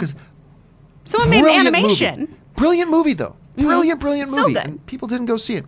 Thanks for the recommendation, Mike. Ryan Lohner writes, thanks to Disney Plus, I finally saw Mary Poppins. It lives up to the hype. Oh, the original? Oh, hell yes. Yeah, the original definitely does. The new one returns. No, it does not. I was really disappointed in the returns. Same. Because you looked at the director. You got the goddess Emily Blunt. You had Lin-Manuel Miranda in there. You knew Dick Van Dyke was showing Dick Van back Dyke up. was coming back. That great guy who's played not Q, or the new Q, I guess, in the James Bond films. I can't remember his name. Ben Whishaw? Yes, Yeah, thank Ben you. Whishaw. He's wonderful. It looked magical and magnificent, and it's just not a good movie. No. I was so excited. Me too. I was so disappointed with it. It was the only happy screener I got too, and then I was just like, "Oh, this sucks." But the original, all So magic, good. all magic all the time. Jabin Carter writes, John, check out Rebel Ice Cream. It's delicious. It's made with real cream and no sugar. 8 net carbs per pint. They have several great flavors too. check. Okay, I'll be looking into that. Rebel ice cream. I will look into that. Thank you for the recommendation, Jabin. Brandon Blake writes, watch the Bow short, so good, on Disney Plus last night for the first time since the theater forgot what movie it played before, but my wife cried for the first 30 minutes of it. Well, considering Bow is only about 3.5 minutes long, do you mean the first 30 seconds of it? Or 30 minutes afterwards? Anyway, did you see Bow? I haven't yet. The only short that I watched that's new is, or new to me, is the Float one. Yeah, that was charming. Float's cute. Go home and watch Bow. I have to go home and watch all of the shorts. But I also cannot remember right now which movie it played in front of. But it's beautiful.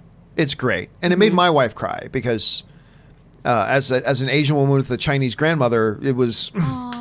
And it's Filipino, but one of her grandmothers were Chinese. And they made their own... Oh, you got to see it. It's beautiful. It's absolutely beautiful. Let's see here. Terry Giordano writes, hello all, not a huge 3D format guy, but are 3D versions of films available on streaming networks? There are those few that would be quite enjoyable. I don't even know, because 3D is stupid and a blight on our existence, I don't even know if it's technically possible. Well, first of all, you have to have a 3D capable television. Yeah. And I don't even know that they sell those anymore because nobody wanted them because 3D is stupid. Anyway, so you'd have to have a 3D capable television. What percentage of households has 3D capable televisions? And would streaming services is that percentage big enough that it makes it worthwhile for streaming networks to have those and make them available? I don't know. And by the way, like, for instance, Rob likes 3D. Yeah. So I know there are people who like 3D. So I really liked it in Ant-Man and Doctor Strange. And I've never liked it. Other than that, I don't see the point. No, I thought I liked it for Avatar. Oh. But then the second time I saw it, I saw it in a non-3D environment. It's like, oh no, it was just as good without 3D. So, meh. But I didn't mind it. I mean, I didn't mind that one in 3D, but it's just such a useless I gimmick. don't know if you have this problem. We both have slopey noses, so the goggles always fall off of me, and I don't want my face to hurt when I watch a movie. It's just, I got so many problems with 3D. But, Terry, that's an interesting question. If any of you guys know the answer to that, maybe some streamer somewhere actually will broadcast. I don't even know if it's technically possible, but maybe it is. Look in the comments section, see if people are answering that for you. But if you happen to know the answer to that, please leave a comment below and let Terry know. All right, thanks for asking, Terry. Patrick Conway writes, Irishman, it's good.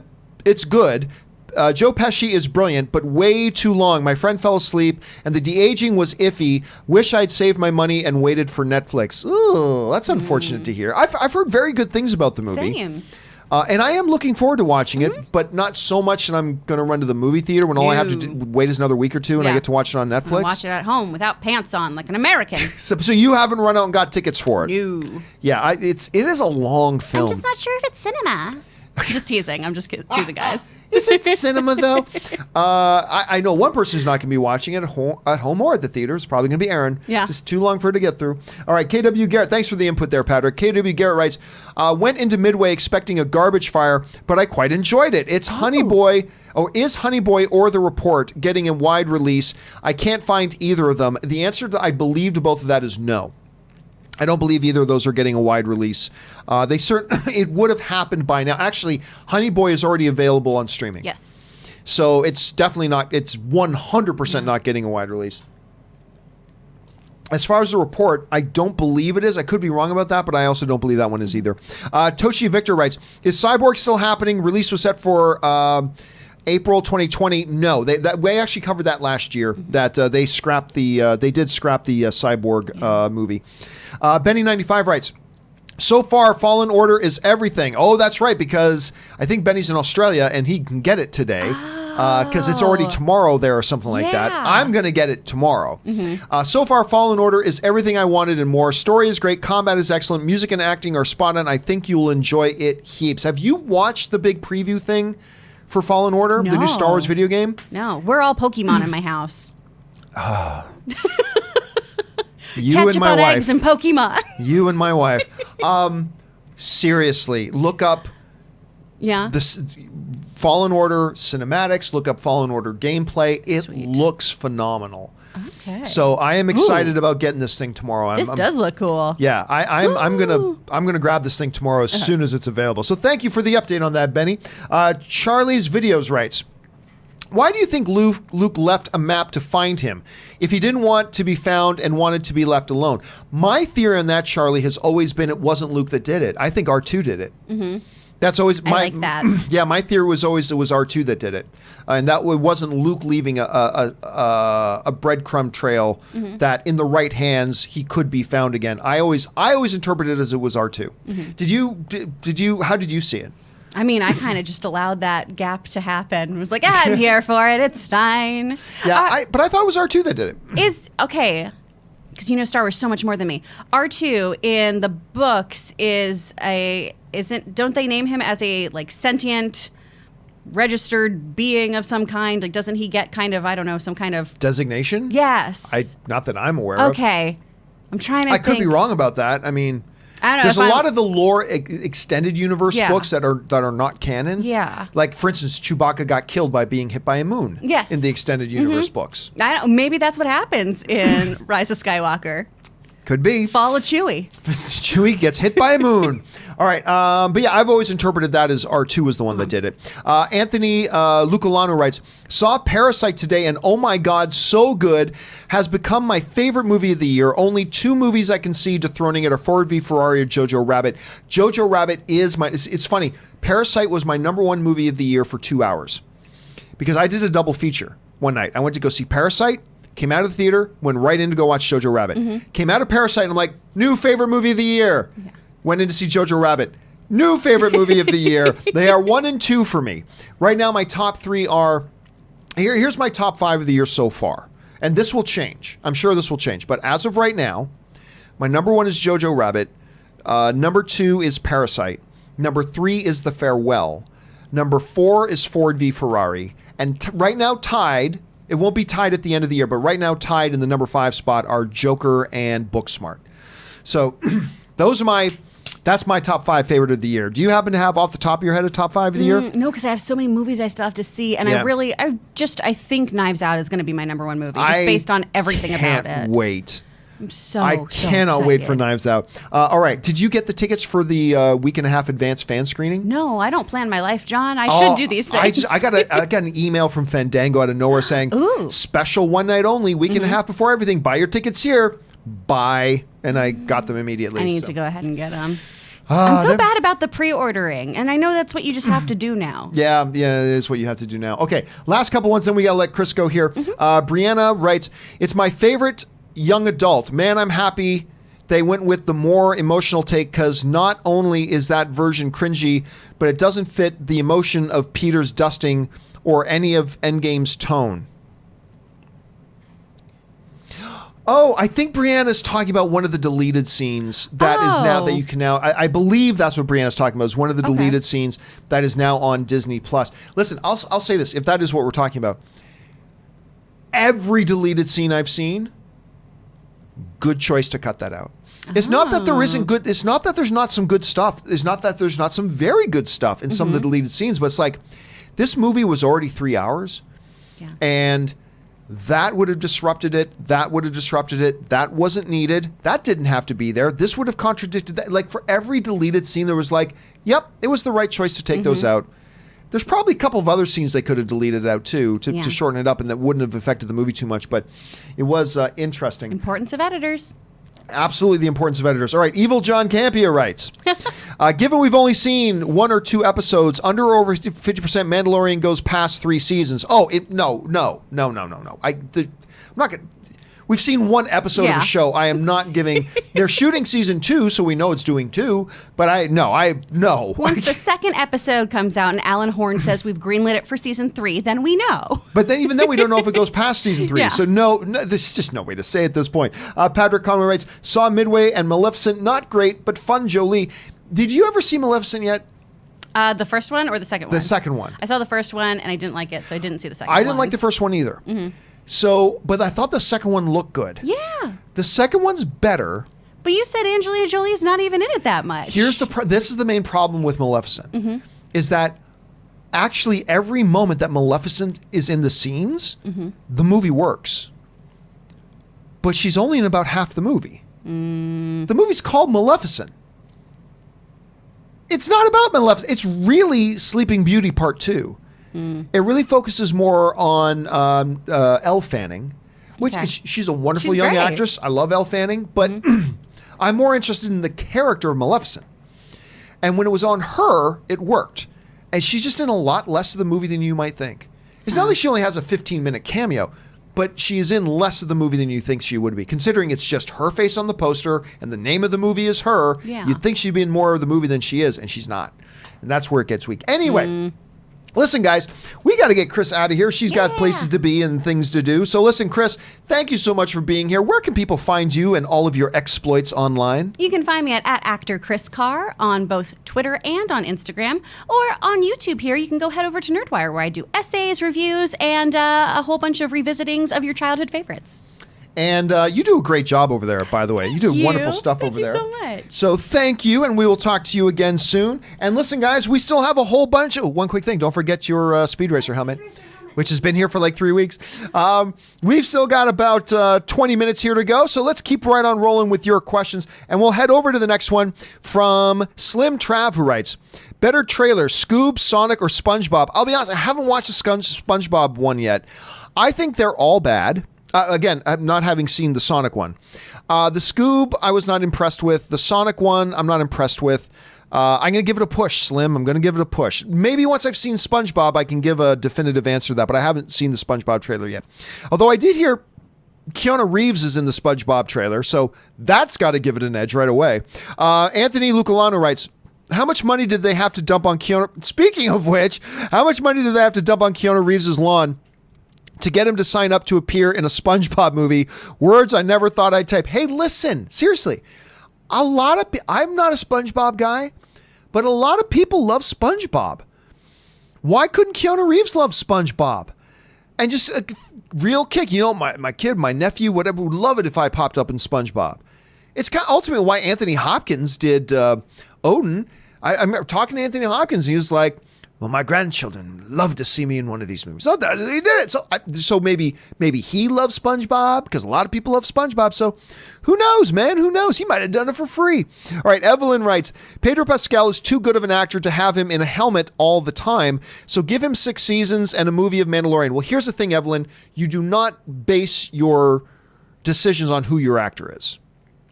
The actor is there to serve the character, and the character is there to serve the story. You don't change things around depending on who your actor is. Well, he's a great actor, so let's change. So you don't do it that way.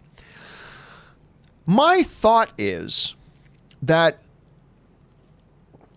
I think they know they don't need to go out and get a Pedro Pascal if the Mandalorian was always going to have his helmet on. I think they go out and get somebody else. Getting Pedro Pascal makes me only suspect he may take the helmet off at some point. But look at Dredd with Karl Urban, right?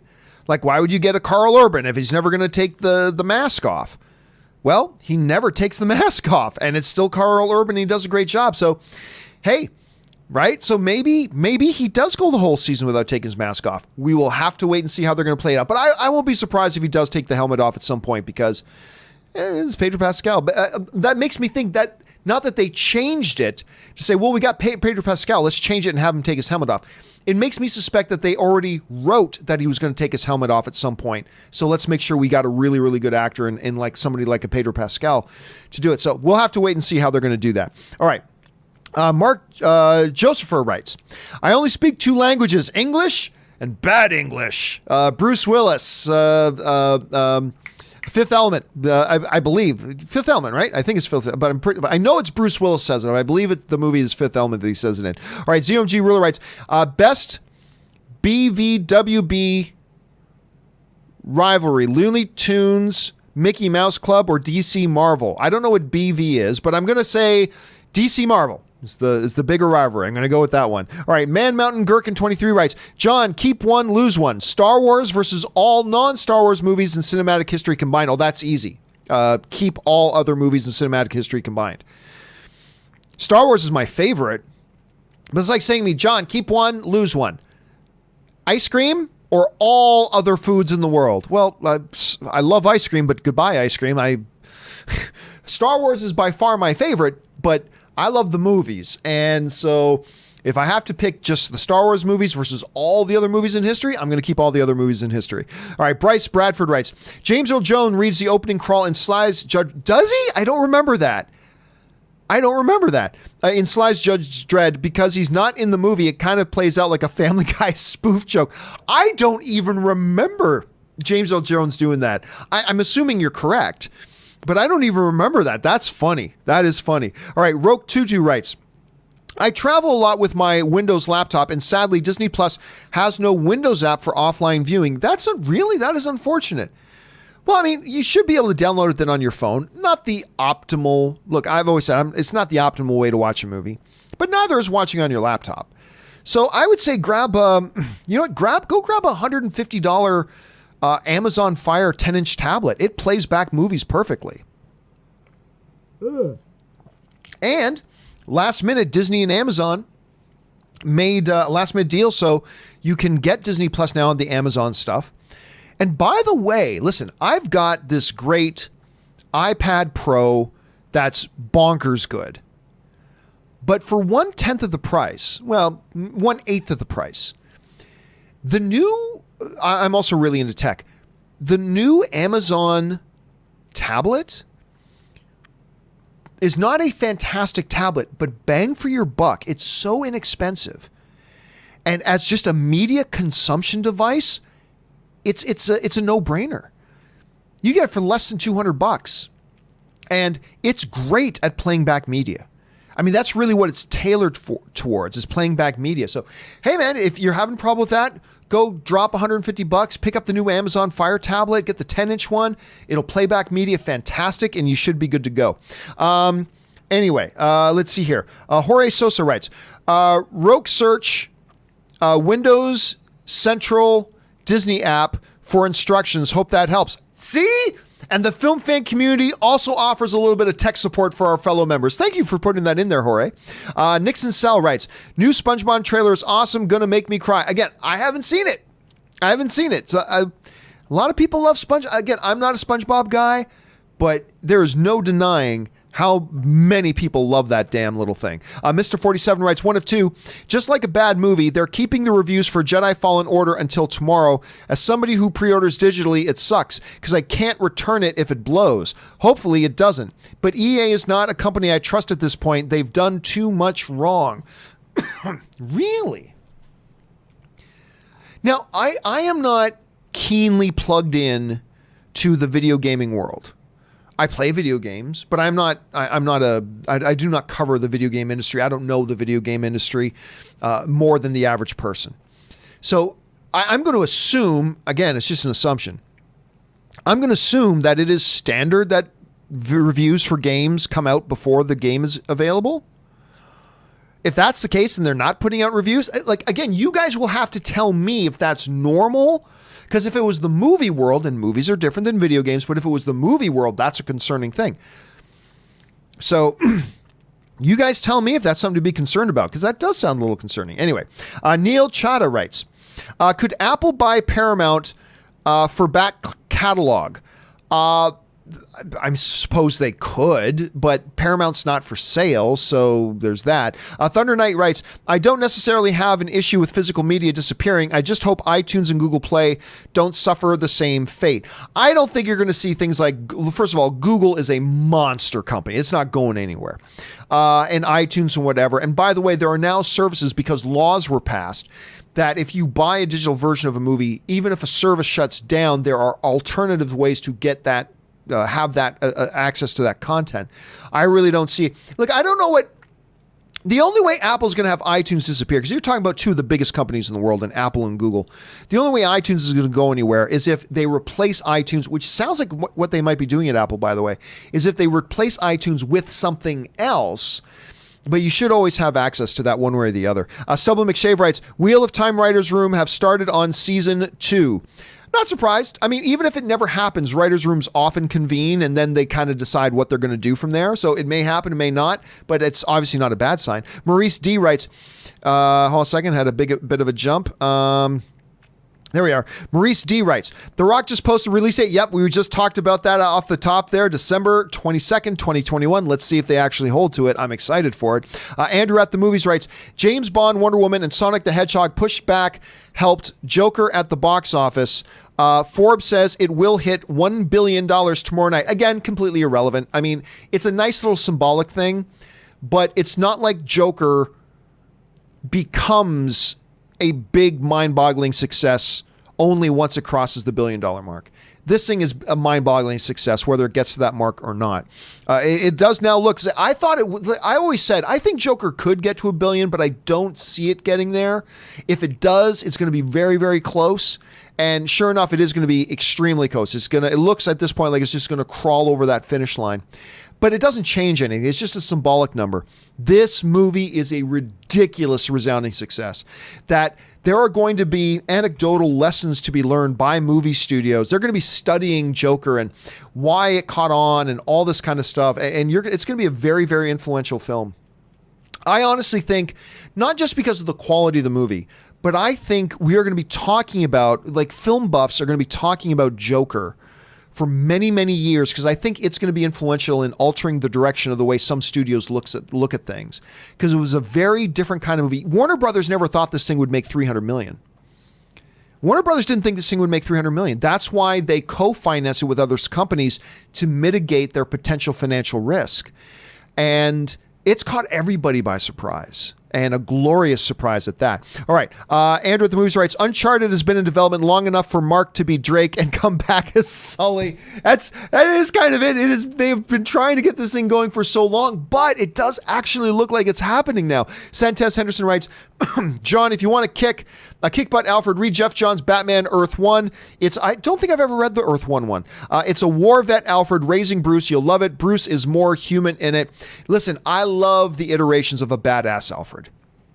Which is, again, I mentioned this earlier in the show, but which is why those are the parts that I love. There are two things I liked about Gotham, the show Gotham. Overall, I'm not a big fan of it, but there are two things that I particularly like. Number one, when the show was actually about what the show was supposed to be about, a James Gordon show.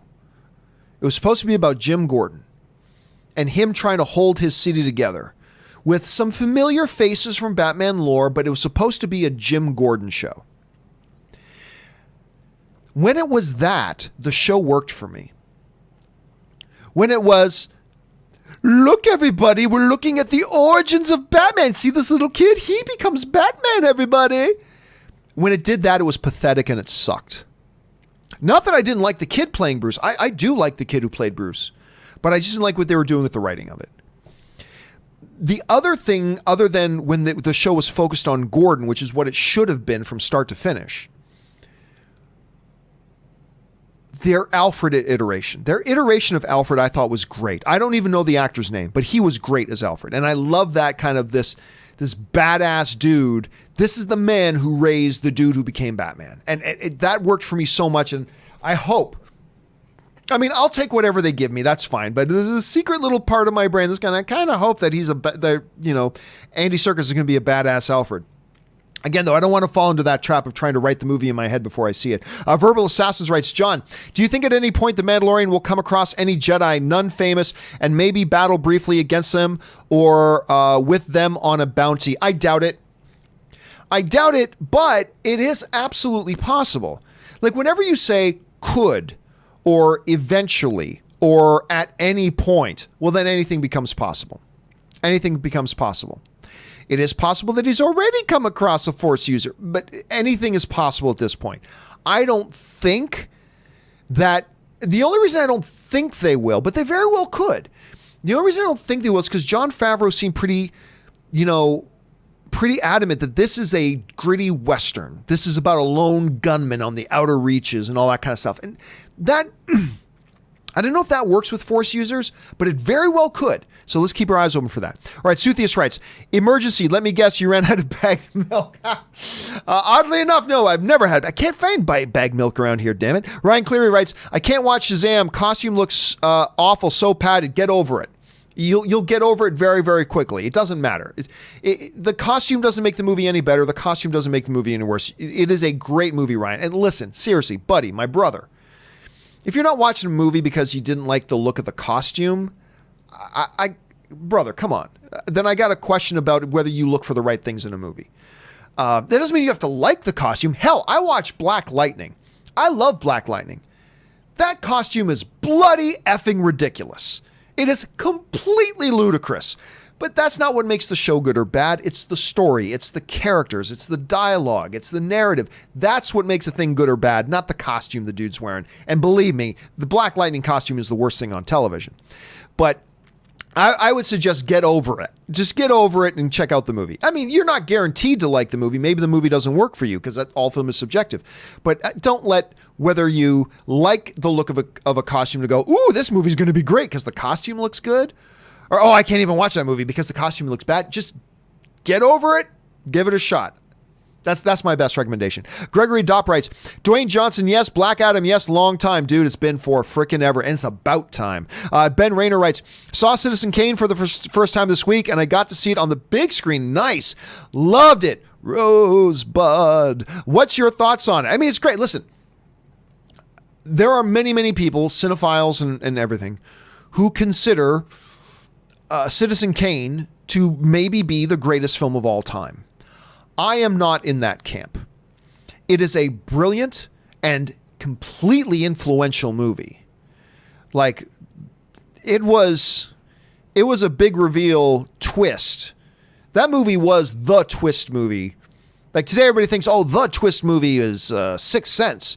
No. For the longest time, the twist movie was kind of that. Rosebud. Anyway. Love the movie. I don't hold it on the same regard that a lot of people in the film industry do. Like, it's not in my top 20 favorite films of all time, but it is one of the greats. So that's my thoughts on it. Mr.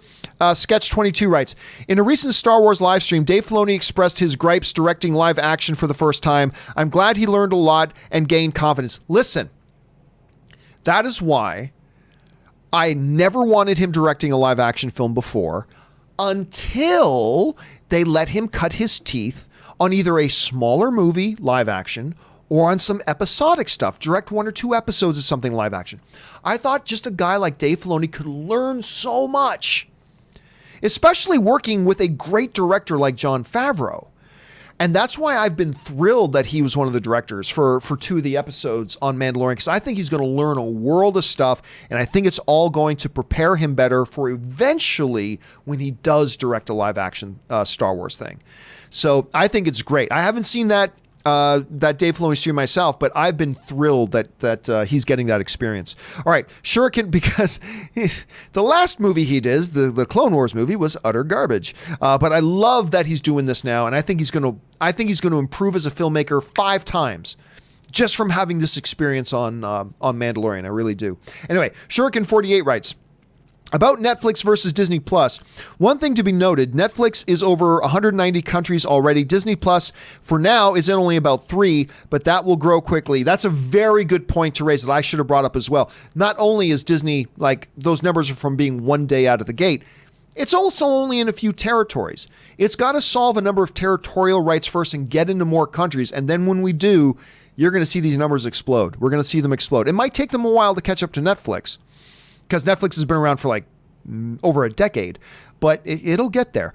Gabriel Bloom writes, you never said what you'll do if Jar Jar is in Rise of Skywalker. Because it doesn't matter what I'll do. It all depends. It depends what do they do with him. That's the thing. You can have Jar Jar there, but it all depends on what you do with him. Right? So it doesn't matter. Just him being there is neither a good thing nor a bad thing inherently. It's if you choose to have him in there, what are you doing with the character? That's what will make all the difference. Let's see. Alex Ruiz writes. No, sorry. Yeah, there it is. Alex writes. Or Alexis, I should say, writes. The Talk just posted the art of Black Adam. You probably meant The Rock. And release date 2021. Oh my God, looks great.